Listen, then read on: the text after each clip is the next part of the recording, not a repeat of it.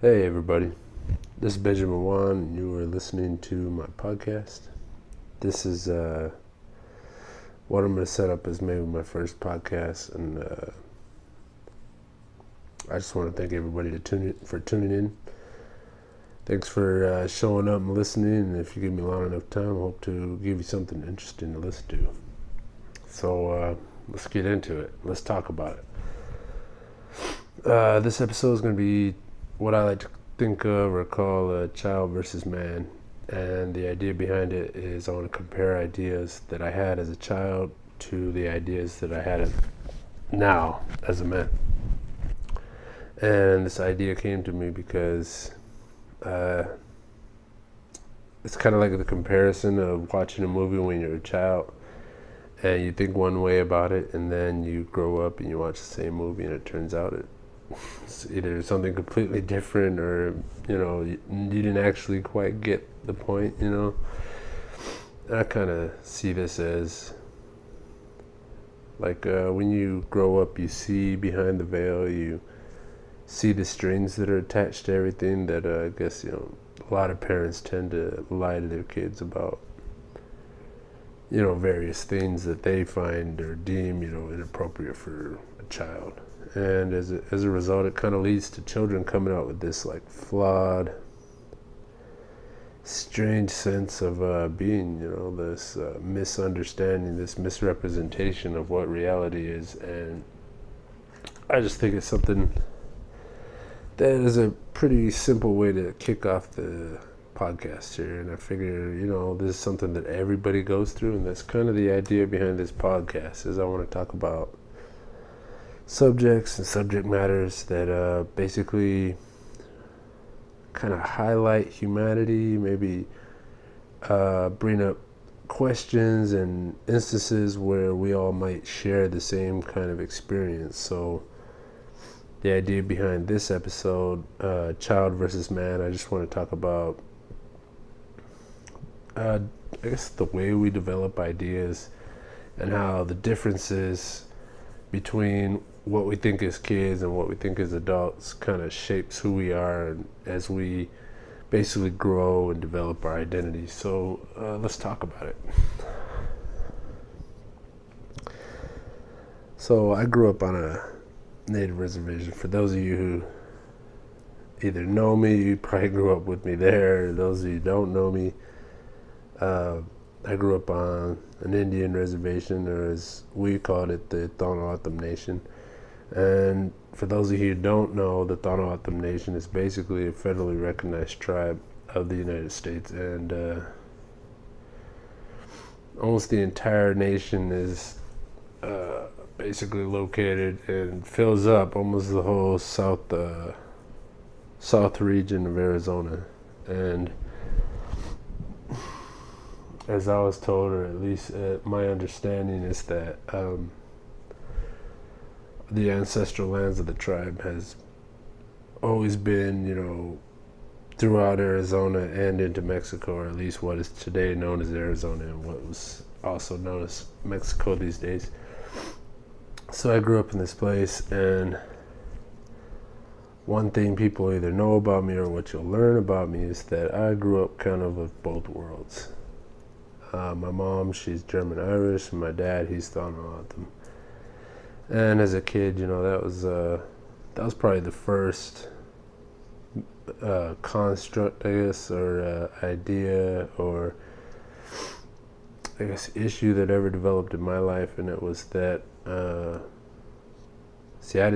growing up, I didn't even know that I was white. Like, I just grew up as a kid, and in my mind, kids were kids. There wasn't some sort of a color difference, and about first grade, I believe, maybe late kindergarten, I was made aware of it by the kids around me. And basically down there, almost everybody were natives of you could basically say that I grew up in an all-native school. And as a kid, that kind of puts a conflict in you once you realize there's different people out there. I grew up, first of all, let me just say, I grew up thinking that I could be whatever I want to. I had that true feeling like you could be whatever you want. You want to be the president, you want to be an astronaut. That's kind of where I grew up.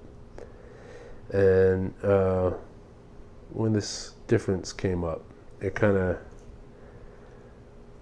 of showed me that you couldn't, I guess you couldn't have everything, or that there's a huge difference between, the hopeful idea that you're taught and reality. And that's basically the true concept of what I'm getting at here, comparing ideas as a kid to an adult. And that's like one of the first lessons you'll learn growing up, or that I learned. So that's a good start there. Another thing that came about in my life was money. My dad, he kind of when in my memory, he kind of bounced around job to job, and then my mom, she was a teacher, like for as long as I could remember. I think about the time she retired, she'd been doing it about 25 years, and all on the reservation, which I think a lot of people don't even know or don't give her credit for. But that had its own, effect on me. But anyway, in our household, I had no idea. Children don't wake up understanding or know, oh, we have money, we don't have money, unless it's extreme to the point. And I know there are plenty of extreme cases down there, but as a kid, I always felt like we were okay, like we were all right, and it's funny is stories that I hear from my parents, or at least my mom, she's talking about our meals as kids, and she's like, you guys ate a ton of mac and cheese and hot dogs, like that. We ate a lot of that a bunch of times whenever we had to make money count. When we had to stretch a dime, we were eating a lot of mac and cheese and hot dogs. And it was funny, like I wasn't even aware of it. I was probably super happy to have mac and cheese at the time. I didn't know a difference, and I think that's kind of cool. It's something interesting. Like, I'm always bringing up the idea that there's a huge difference between things now versus as being a kid. And money was a big one. Like, I remember growing up and looking at like I would see a janitor, and I go, oh man, what a low-level job to have. Like, I made promises to myself, and I said, I'm never going to be a janitor like that. I would never do that. And then, I grew up, and it turns out, hey, I started working at a casino. I heard they had preference, to tribal members, and I was like, all right, I'm going to give it a try. And it turns out the job they offered me was they called it maintenance, or custodial maintenance or something like that. Facility maintenance is what it was, and it was being a custodian and a janitor.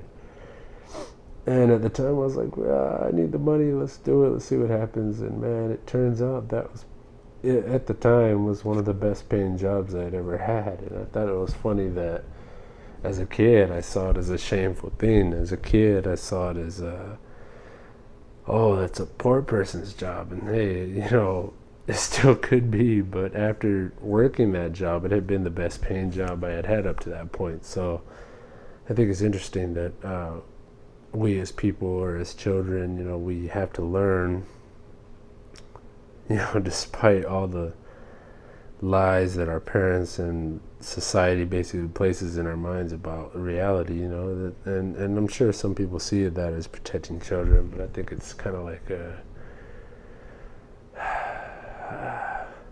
See, I'm a parent now, and I see it as like I'm putting barriers in front of my kids, something they had to learn to climb over. And, that brings a whole other concept up that I want to talk about. And it's that, we have to grow, from kids to adults. We have to make mistakes. We have to learn the hard way sometimes. And in today's society, that's, kind of like a less and less thing. Like, we're glued to our cell phones, both kids and adults, and there's like instant information availability of the world, and we miss the ability to learn from making mistakes and making bad choices, and learning the truth for ourselves. And that's a big part of why I'm bringing up this concept. I think it's just a funny thing to talk about. Like me, you'll learn about me through this podcast, is I really love movies. Like I grew up watching. All right, let's start here. I'm going to come back to movies, but I want to put out this point. It's something you'll learn about me. My parents, when they had my sister, she's she's 3 years older than me, and my parents had her when they were about 32, 33. So most of the kids that I grew up around, their parents were, somewhere between 15 and 20, maybe 25 when they had their kids. So my parents, just by simply age, they were much more, I don't even want to say mature, but they were different. They raised us on different music and different concepts. They were from a different era, basically, and that kind of came down and affected me in its own ways. And so what I'm saying is, going back to movies, the kind of movies I was exposed to were older movies. A lot of them were black and whites. Like I even now, some of my favorite movies is one of my favorite movies is It Happened One Night. It's got Clark Gable and Claudette Colbert, and the guy's whole concept of love and affection, it's very twisted. Whatever, we'll come to that.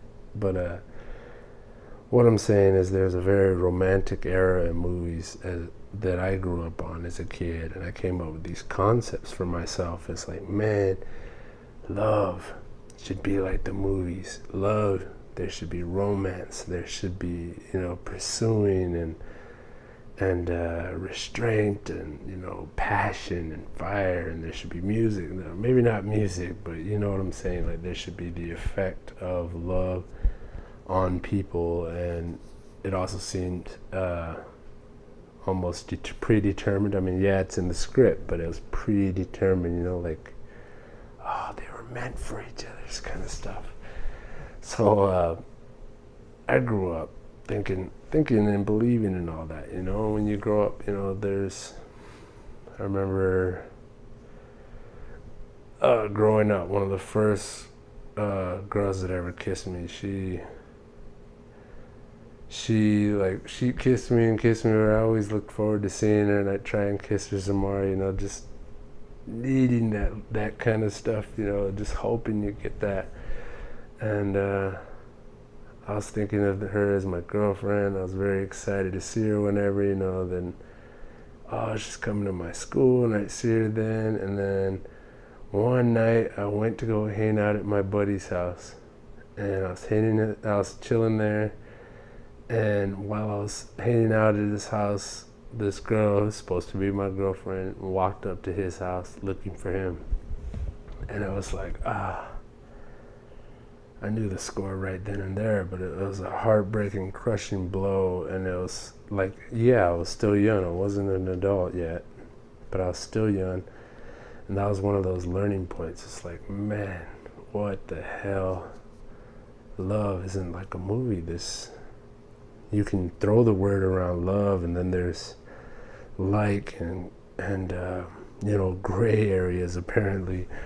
But I think it's a funny concept that as a child, I was blinded by movies, taught and shown and observed many different things, and then you develop a concept for what love is, and then you start to dabble in it or experience for yourself what it could be. And I think it's interesting that a lot of times it's not the same thing. It doesn't play out the same way. And that's just one of those concepts, love, movies, and parenting. Parenting's another basically point that comes up in this concept. There is a big I want to say gap between how you see your parents as a kid and then how you see them as an adult. Like, one huge thing that really kind of stuck with me were the stories. Like, there's a bunch of times, like my mom, she doesn't sleep very well these days, and she will basically walk around like a zombie sometimes late at night, and if I'm down there on the res and I'm hanging out with her, I'll see her and I'll go talk with her, and she'll tell me stories, which I really enjoy. And it's funny how the story of her as her, and through her eyes, makes her a different person than who I remember her as my mom. It's like we're born and we start to learn, and then when we remember and when we start thinking for ourselves, our parents are already well into their adult life. And oh man, what a trip. Like, I'll be listening to my parents' stories, and they're they were partiers, they were explorers, they were happy about life. One thing you'll learn about me is both of my parents were in the military. And man, what a difference that was for me, like, to know about war now versus war as a kid. Huge difference, just huge difference. So that was one interesting concept that falls into this category of child versus man. It's parenting. Like, I saw my parents as these straight-laced, by the book, follow the rules or else type people, and then I'll start hearing stories about I'll sit down with my dad sometimes, and I'll be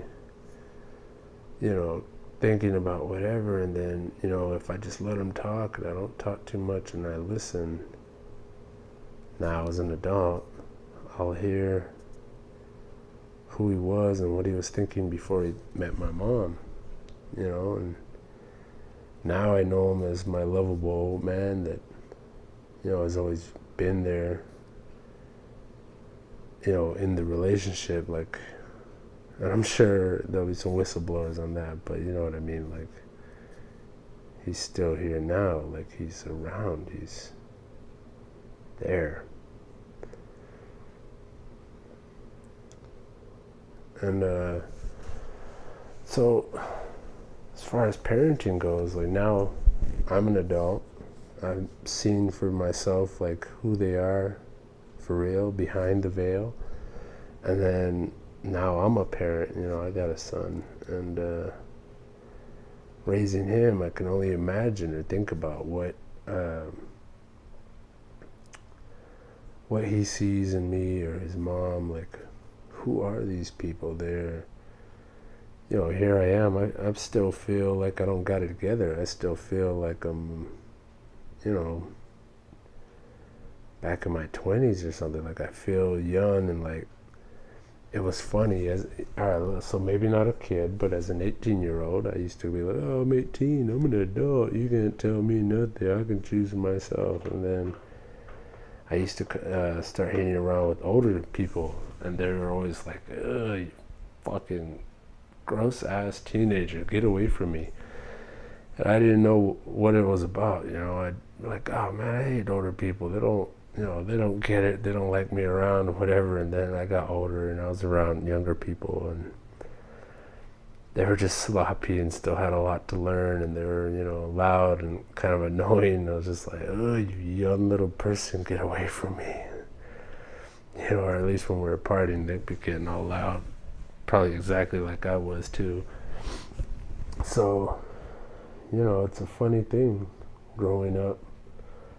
I'm I'm seeing this as like a great opener for this podcast, is that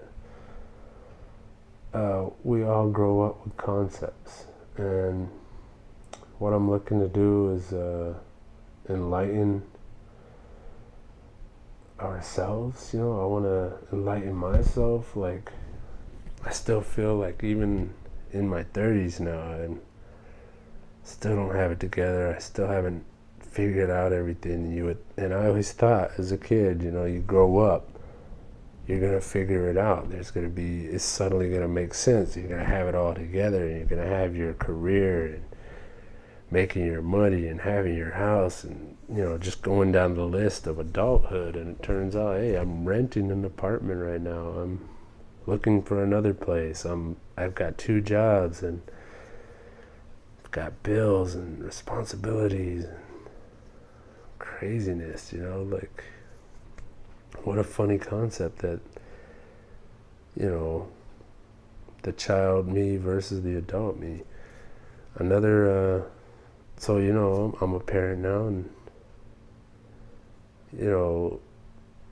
I've got to think about, I think it's everybody's choice that I'm like, that you kind of look at your kid and you think about yourself as a kid, and you go, all right, I either had it good, I had it bad, or it was so-so, but I'm going to do better than I had it. I'm going to make it better for this child than I did for myself, than I had for myself. And what a funny concept. I'm a parent now, and I'm trying to make that happen. And sometimes I feel like I've completely failed as an adult, or failed as a parent. I was like, oh man, I'm terrible at this. How the hell they pull it together or seem so together? And now here I am, and I'm like, man, I still don't have it figured out. It's still a learning thing, and I'm taking it day by day, and it's almost every day I learn something about myself or my son, and it's like, man, I was way off as a kid, and even now as an adult, things are much clearer now. I have more information to go on my parents and their experience and other people's experiences as parents, and what a difference. What a difference. That's really what I'm going for. I want to start talking about these sort of things, and man, having kids has changed me. It changed how I think about the world, and the news and whatever, things that are going on in the world are now affecting us here in this little world, and it kind of makes you take a step back, and you worry a little, and you think, and you go, man, this is crazy. Things are out of control, and you just hope for the best outcome. So it's a funny thing, just a funny thing. You make choices. You make choices for your kids, you make choices for yourselves, and you hope they play out on the long run. And man, what a funny concept. It blows my mind just to think about it. You start making choices and you think it's for the best, and then even good choices back then, as I was coming up, 18 and went to college, seemed like the only thing to do, and now I kind of wish I went to the military, but like back when I was considering it, military meant such a weird thing to me. Like, I don't know if I mentioned it or not, but both my parents, they were in the Army, both my mom and my dad, and they had 2 totally different experiences of the war. Like, for my dad, obviously it was super traumatic and soul-crushing, kind of mixing and killer, and when he came back, he brought it with him. And for my mom, it was like a world-traveling, behind the curtain. I don't want to say it was a joyride, but it was like it was the positive side of what the military has to offer. And hindsight being 2020, I kind of wish I went that way now. But at the time, as a kid, I had a different thought about it. I thought if there was even a chance that I would see that ugly part of the war that my father saw, that maybe I shouldn't go. Because I saw what it did to him when it came back. And the stories I've heard, like, what I'm hoping for this podcast is that I want to have, let's say weekly, for starters, we'll say monthly subjects that I'm going to talk about. And every podcast will have its own subject, like this one's child versus man. And then I want to have storytelling episodes. And I guess why I'm bringing this up is because I've got stories of my dad and stories of my mom that I like to share, and stories of my own, stories of my kid, stories of my life. And then I also want to have people come in with stories of their own. And hopefully, if you guys are still listening, that sounds tempting to you. Maybe we'll get into that, on future episodes. So, like this, I just think it's a funny concept of child versus man, the concepts that we have growing up, and then we become adults and things are different. Like for me as a kid, I think I fell on archaeology, and it was kind of fueled a little bit by Jurassic Park, but I think I had my mind up long before Jurassic Park even came out, but it was fueled by it. And then when I went to college, I was actually thinking mechanical engineering. And then when I came out of that, like I left school, I wound up trying to become a firefighter, and I did become one, like seasonal wildland firefighter. And then I came out of that and I started working for myself. I was freaking selling bread door to door, buns by the dozen. And I never saw that coming. And then from there, I moved to become an artist in an artist community. And basically it was like signing up for an apartment, but you also submitted your artwork. And I submitted writing and drawings, like comic strip stuff. And it was there that I met a man that was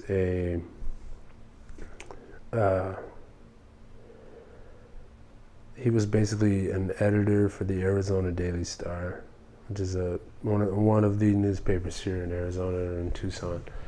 And when he read my writing, he told me one day, he's like, "Hey, so you're a writer, man. Like these are what's gonna get you in here." And I started thinking about it. I was like, wow, I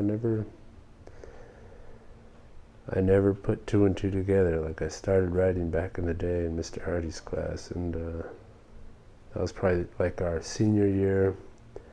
It was near the end of we were going to graduate soon, so we were just kind of hanging out, and I had all this time on my hands. We were no longer really doing coursework. We were just kind of hanging out and relaxing, and Mr. Hardy's class was a good place for that. Like, not that I never did work there. He got us to do our work, but we also felt comfortable there, and or I did. And it was there that I started writing like short kind of mystery, aha, got you kind of stories. And it's funny, as a kid, I never would have thought of myself that way. So then as an adult, like, if you ask me now, I'm a writer. And what's funny beyond that is I got in a rut down there in Ajo, and I was like, you know what, I want to do something. And I watched this movie. Like I already told you before, movies, how they've affected me all my life. I watched this movie called Bringing Out the Dead, and it was a great freaking movie. If you've never seen it, I recommend you go watch it. It's classic Nick Cage. But in the movie, he is a paramedic, and he's running around trying to save people and do all these incredible medical procedures that I thought were well beyond me. But one day my mom was calling me and giving me crap, like, what are you doing with your life? What are you going to do next? I was like, oh, well, guess what? I'm going to go back to school. I'm going to get into medicine. I'm going to become an EMT. And maybe a month later, I went to school and started becoming an EMT. I went back to college, and funny thing is, I wanted to be an archaeologist as a kid, and then next thing I know, I was in medicine. It's strange how we make that change, of yourself, and a self-examination of yourself. The huge difference between child you and adult you. And what I came up with at the time was I want to do medicine. And I went, and turns out the job I wanted was called a paramedic, not an EMT. I became an EMT, and through experience I found out, once again the veil was removed, and I found out EMTs are one of the lower runs on the medical field. When we handle patients, like, we had they even called it basic life support.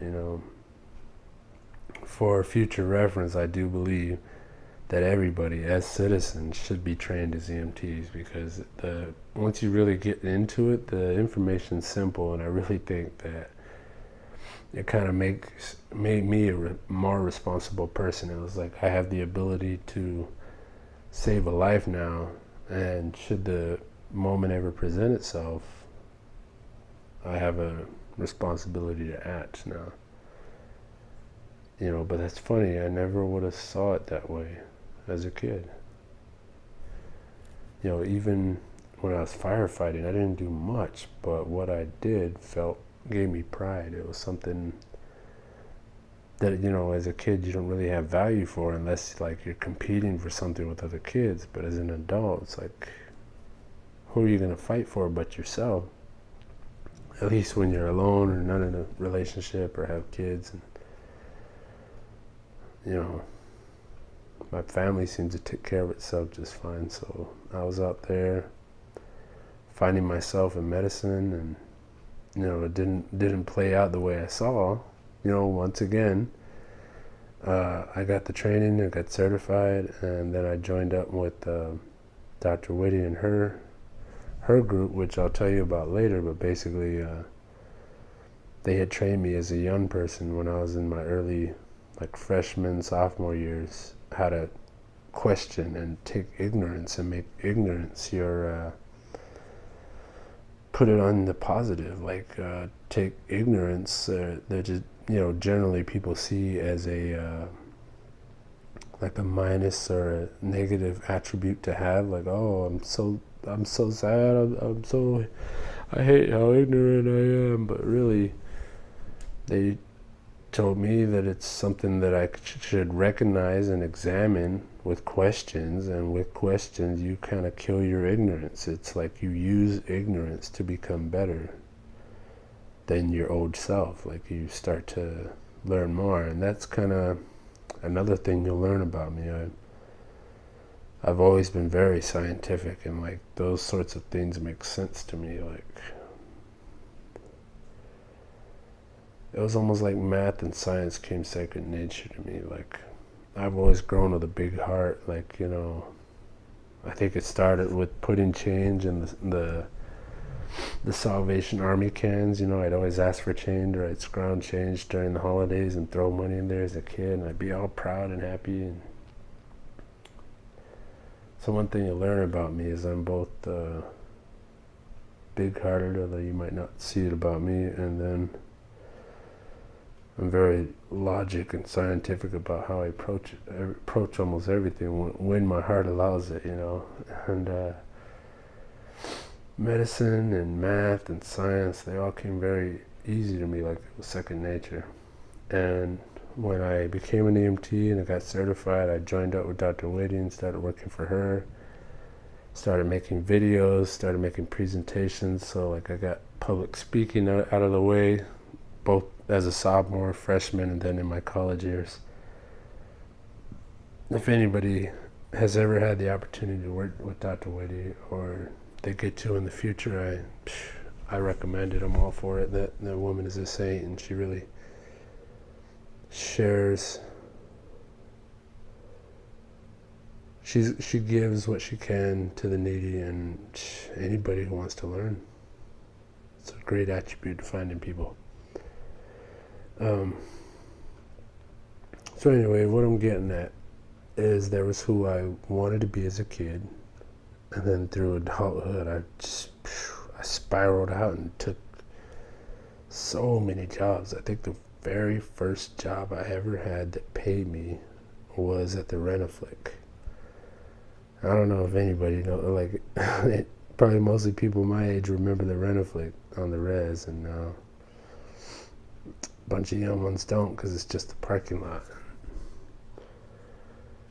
But back in the day, that was my first job. And that was good enough, that was good enough. And then there I was, an adult, back in college, this time doing a lot better because I had learned my lessons the first time into college. I thought I could get away without doing homework because I did it in high school. Things came second nature to me there too. Like it was too easy to pass. And when I came to college, it was like a big eye opener. Like, crap, I have to do homework. So I didn't do too well the first time around, but the second time it came around, it was incredible. I got straight A's, and I kind of wish I had taken a hiatus, from school and all that. I went back when I was a kid, but who would have known? Who could have taught me that until I got older? I think when my son gets to college age, I'm going to tell him to wait. Save that money and just wait. Sit on it and, get out there and explore the world and get all that, party out of his system. And then when he's ready to hunker down and make something of his life, then he can come back and be focused and get those proper grades for good, hard work. And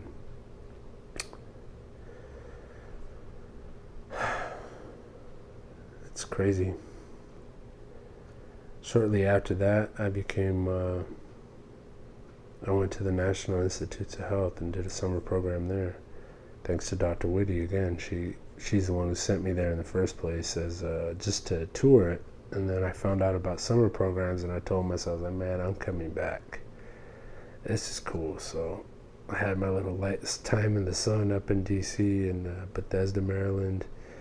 I lived in Rockville in some rental house and, rode the subway to work. It was crazy. But I never thought I'd do that as a kid. Like, I was already set. Like, I'm going to be an archaeologist. I'm going to be out in Egypt. And instead, I was in D.C. working on genetics and making questions, forming questions and examining things and testing things, and fit right in. So I guess what I'm getting is it's a funny concept that we go different between childhood beliefs and growing up. And then let's bounce forward to now, and I'm working in tool stores as a customer service agent, and I'm working as a landscaper at the same time. Crazy. Is that falling? I think little Benji me would say, "Oh, that's not good," and then me now, it's like, man, it's a great relaxing job, or at least the landscaping is. But anyway, the other points that I want to get to was basically being a citizen of both worlds. That's kind of something that'll come up later. Like I'll do a full episode on the border and the res and my parents and money and science. Like, I'm going to cover all these things, but right now I'm just, another concept I'm going on to is being a citizen of the United States, being of both worlds. And by that, I'm talking about my blood heritage. I was both German and Irish and Thanahatum. And man, being a kid, all I could think about was how I was different. And a lot of people reminded me on a daily basis, you don't get over that stuff. But man, I belonged there. I had a bunch of people telling me I didn't belong there, but I belonged there. And I clung to it to try and fit in, you know. And as a kid, that's much more important than as an adult. Like right now, I could give two craps what people think, but you know, as a kid, it messes with your head, kind of, you know, forces your hand to think different ways and to just do stupid things, you know, based on whatever information you can get as a child. And it's crazy now to grow up and know that I'm a United States citizen, and then I'm also part of a conquered community of people, like a sovereign nation within a nation. One interesting way I've ever heard it explained was a parent country or a parent nation with a nation within a nation.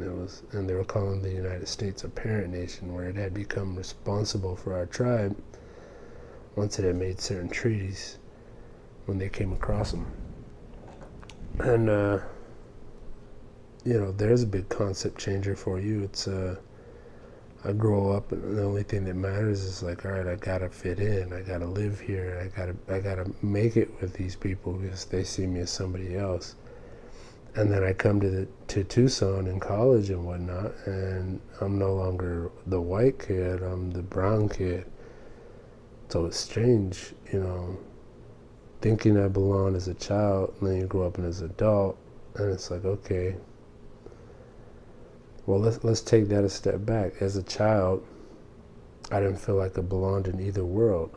And then now as an adult, I feel like I gotta shape my world to fit me. Like,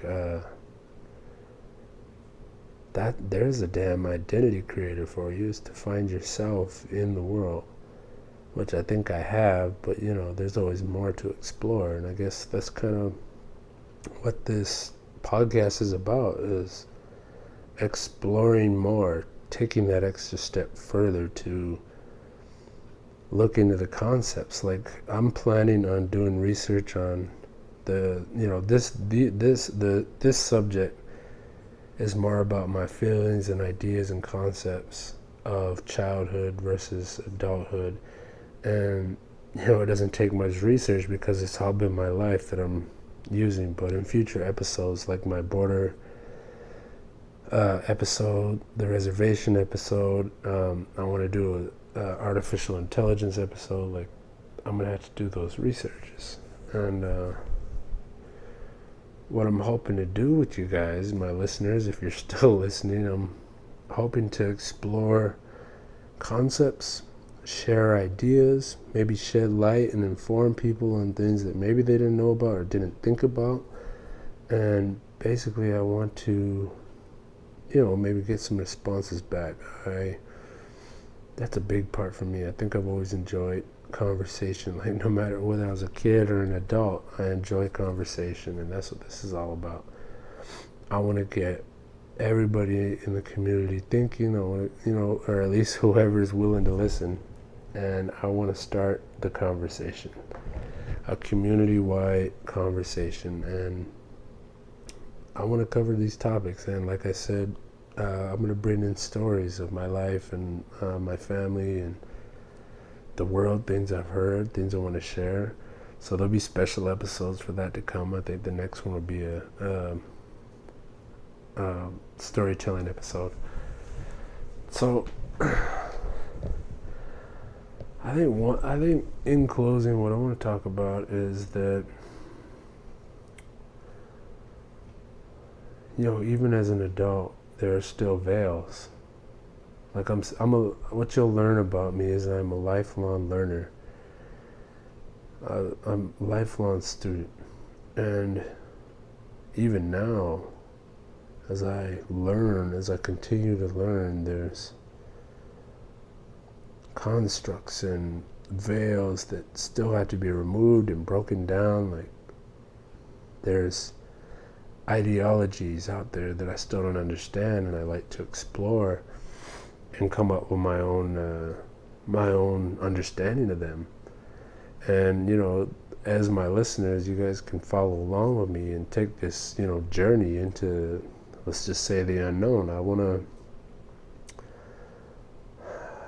I still want to learn. I still want to break down ideas. I still want to break down walls. Like, one thing that's interesting that, to this day, kind of I enjoy thinking about and conceptualizing and breaking down is societal pressure, or let's say norms, societal norms. Basically, rules and regulations brought about by the people that basically point out whether you're, let's say, normal or acceptable into society.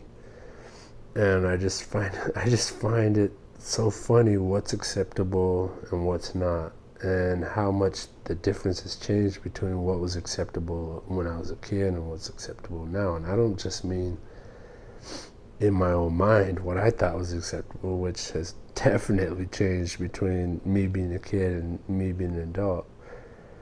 But I think it's funny that I don't know what it's like in other countries, but here in the US there's an image and a bar and a standard that is set for you. Whether you like it or not, whether you pay attention to it or not, it's out there. And you find out that you find yourself measuring yourself against it. There's an image that people put out about themselves, and you can sometimes find yourself envying them. And like, what's very interesting, a concept that I figured out for myself, I've always heard the saying, the grass is always greener on the other side of the wall, or on the other side of the fence. The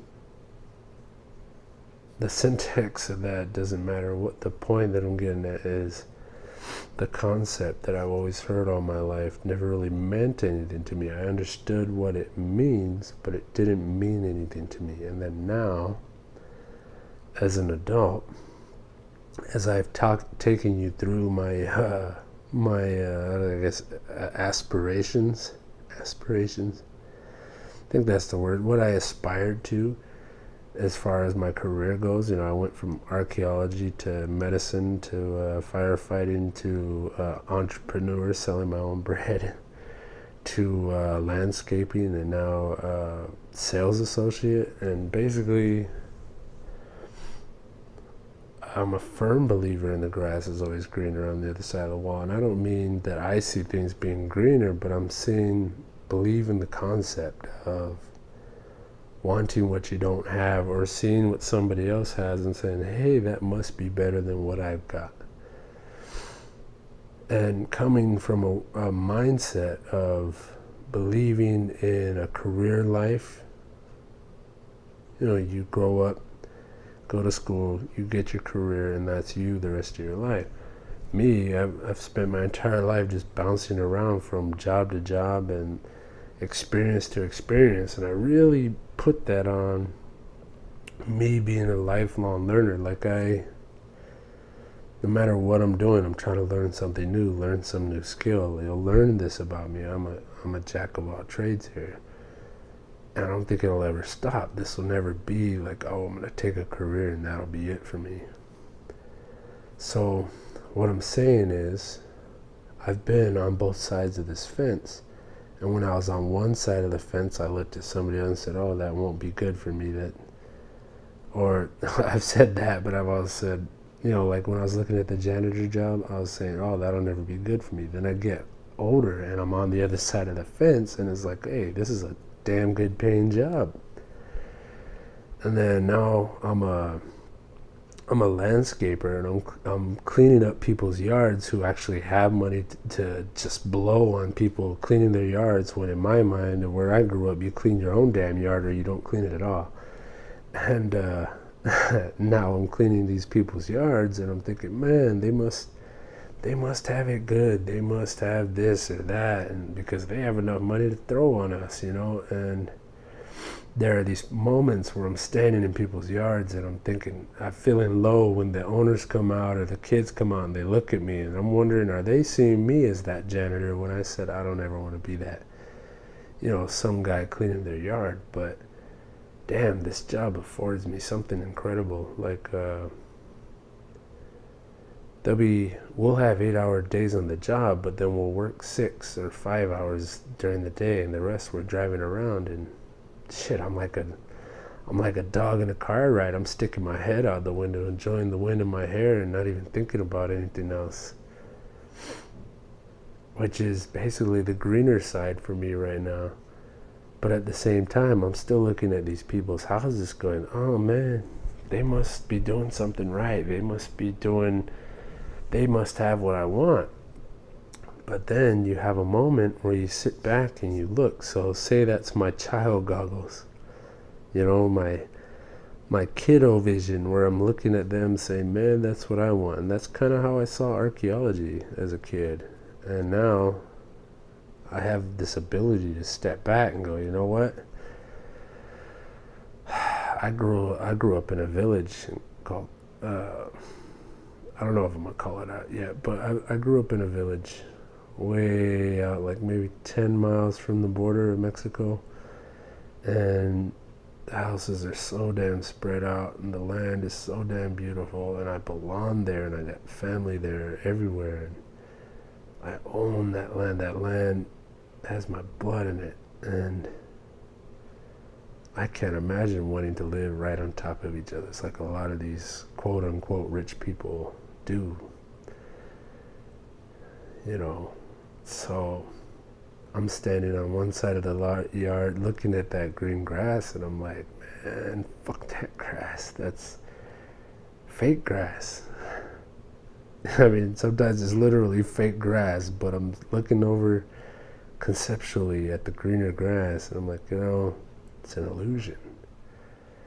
Which I think is the big thing about childhood versus adulthood. It's an illusion. There's this, I don't know if it's a seed planted by parents or it's just a seed planted by society, but man, adulthood, the concept of adulthood for children is an illusion. And then you become an adult, and some of it was on, a lot of it wasn't.